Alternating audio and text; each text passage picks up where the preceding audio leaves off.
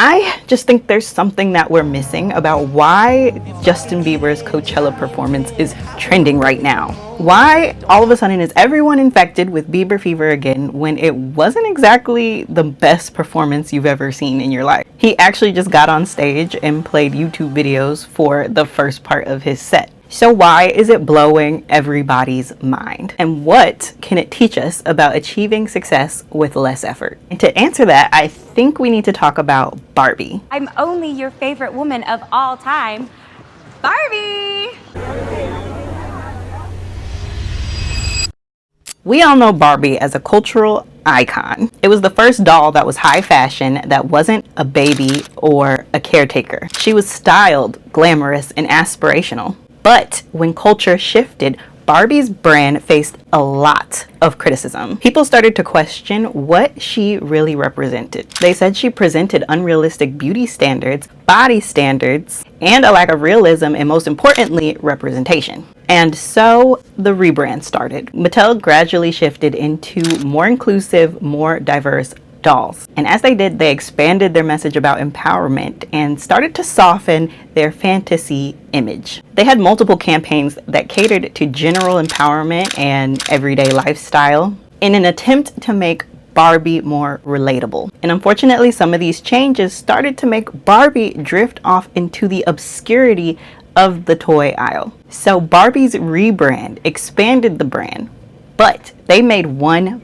massive mistake. They diluted her core identity in the process. And because of that, it made them chase more and more to relate harder, but also become less recognizable. And then 2023 happened. And the Barbie movie dropped. Still inclusive, still representing other body types, with different jobs and different lives on display. Barbie and Ken, men and women, everything they had been trying to achieve with their original rebrand. And it was a massive success because they were doing this one thing that those other rebrands weren't doing. They brought back the Barbie image. Welcome to Barbie's Dream House. The pink, the fantasy, the glamour, the unapologetic, exaggerated Barbie-ness of it all. Front and center where it always belonged. And that's the thing about this comeback. They didn't do more. They actually did less, but the identity was more potent.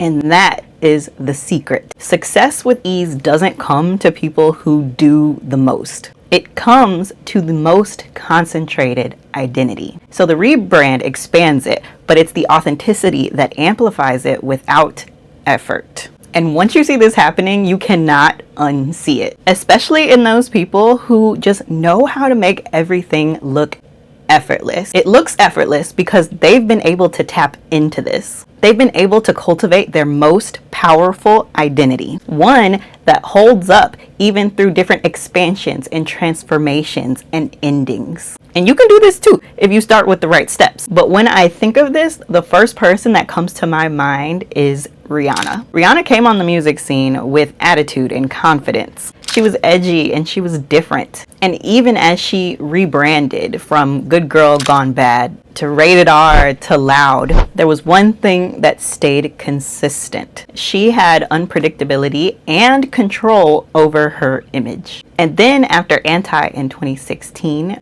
we didn't really hear from her. She started doing other projects and less music. And her public celebrity presence was very selective, which throws us for a loop, right? Because we expect successful people to push harder, work harder, make more music, go on more tours.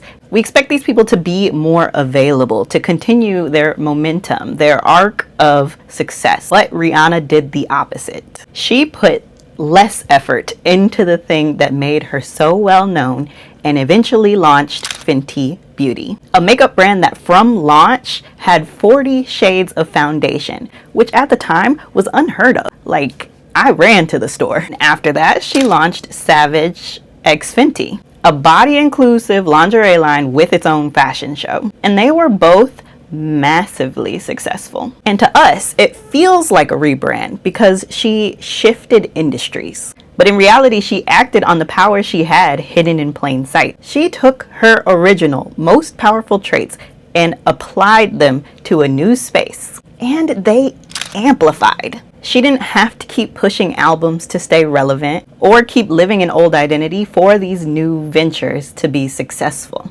So back to Justin in his viral Coachella moment. Yeah, he shocked everybody when he brought out his personal laptop on one of the biggest stages in the country and then sat down and started scrolling YouTube. He also knew that doing more wasn't going to be a performance that was true to him or who he is now. People were questioning it. TikTok was full of clips asking what Justin Bieber was doing. But after the first night of his performance, there was a moment that shifted something in a whole generation, even the ones that didn't have Bieber fever back then. During his performance, he switched back to his original vocal register. Is that what it's called? I think that's what it's called. He had snippets of his old songs. He was smiling and alive again. And for a generation that grew up with him, that was enough. That moment on that Coachella stage was so simple, yet it blew up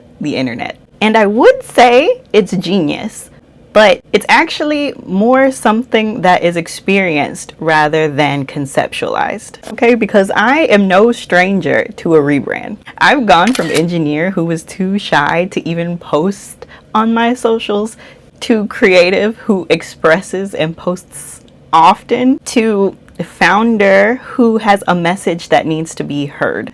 Because I also wanted to expand. I wanted to help more people, build something that mattered. But as I shifted through all those rebrands, so did my identity, online and off. Having to rebrand more than once caused me to start to disconnect from pieces of my core identity. And since noticing that, I've been experiencing what it's like to find them again. And that's how my journals were born, by the way, so I could document the power that I have in my everyday life, even once everything is stripped down. A process so that I can use that power to make things more effortless, because that's just something people don't teach, you know? Which is crazy because even psychologists recognize that gap. They know how easy it is to fall into. That as we age, we start to become a version of ourselves that's shaped under pressure. And then the more pressure or expectation or survival that we're under causes us to stray further and further from our actual self. Carl Rogers calls this the organismic self, basically the version of ourself that knows instinctively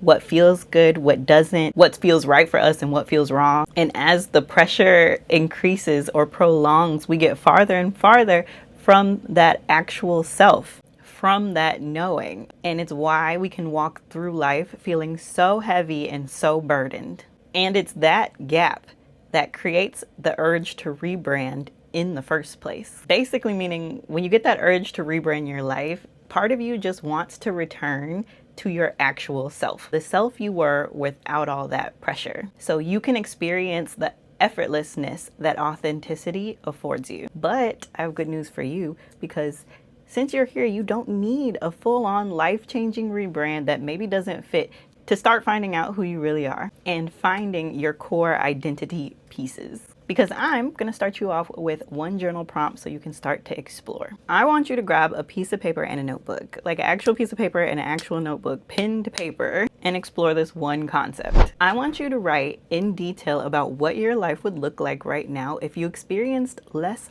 pressure in one of the most important areas of your life right now. What would it look like in your day-to-day, in your long-term goals, if pressure relieved right now in your career, your finances, creative endeavors, health, and even relationships? And when you write, I want you to lean into the feeling of relief that it will give you. Feel that pressure release even for just a moment. It can be kind of hard. Maybe feel a little bit irresponsible. That's why I feel like this work is best for people who've got that self-awareness and are willing to do the work like that. And when you finish, I want you to keep it somewhere where you know eventually one day you'll go back to. Maybe it's like 5 years from now and you're like cleaning out a drawer and you're like, wow, I wrote that. I prefer journals, but that's just me. Just because this is a process where documenting is your best friend, and that is your first step. So if you enjoyed, subscribe and check out this next video on how to be the hero in your own life. I'll see you there.